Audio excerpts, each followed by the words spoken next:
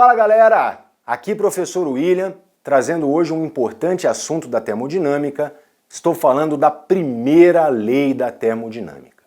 Bom, imagine uma situação como a dessa figura que acabou de aparecer aqui.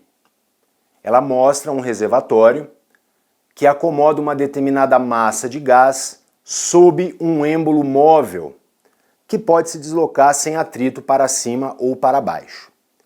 Inicialmente, o êmbolo está parado nessa posição, com o gás a uma dada temperatura inicial, uma dada pressão, ocupando inicialmente esse pequeno volume.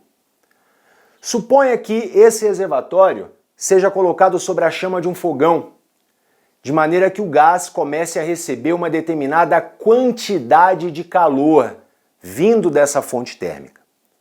O que vai acontecer, mediante essa quantidade de calor recebida, como mostra a figura, é que o êmbolo vai ser empurrado pelo gás para cima, pela força do gás, numa nítida situação de realização de trabalho por parte do gás.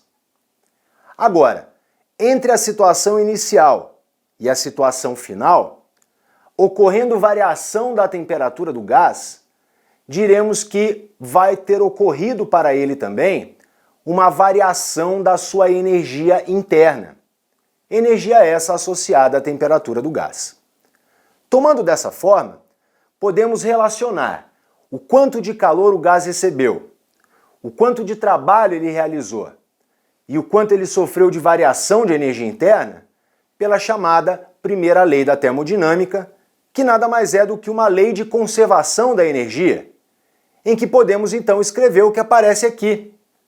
A quantidade de calor é igual ao trabalho mais a variação da energia interna.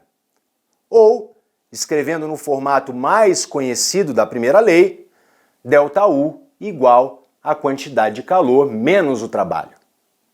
Pois bem, nessa equação, é importante dizer que o trabalho vai estar associado sempre à variação de volume sofrida pelo gás. Em havendo variação de volume, podemos falar de trabalho realizado ou sofrido pelo gás. A variação da energia interna, essa está associada à variação da temperatura de um gás. Em havendo variação de temperatura, vai haver variação da energia interna também.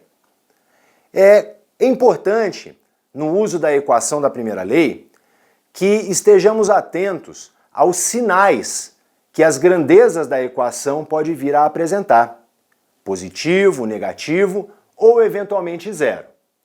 Me acompanha nessa tabela em que preencheremos os sinais mais, menos ou igual a zero para cada uma das grandezas, dependendo daquilo que for acontecer com ela. Então veja, falando inicialmente da quantidade de calor, essa, quando positiva, representa que o gás recebeu calor. Ela vai ser negativa toda vez que o gás estiver perdendo calor na transformação gasosa pela qual estiver passando. E a quantidade de calor vai ser igual a zero na chamada transformação adiabática, que acontecendo rapidamente, não dá tempo do gás trocar calor com o meio. Falando sobre a variação da energia interna, o ΔU, essa grandeza vai ser positiva na minha tabela toda vez que o gás sofrer um aumento da sua temperatura. Se o gás esfria, o ΔU é negativo. E o ΔU vai ser igual a zero sempre que estivermos numa transformação isotérmica, em que a temperatura do gás não sofre variação, ou mesmo numa transformação cíclica, em que o gás, saindo de um estado inicial e passando por uma sequência de transformações, retorna à mesma temperatura do começo. Sendo assim, a variação da energia interna num ciclo é sempre igual a zero. Sobre o trabalho, essa grandeza vai ser positiva sempre que o gás estiver sofrendo expansão. O trabalho vai ser negativo nas situações de compressão do gás. E quando não há variação do volume do gás, o trabalho vai ser sempre igual a zero. Estamos falando aí de uma transformação isocórica. Tá dado o recado, Nos vemos numa outra oportunidade. Valeu!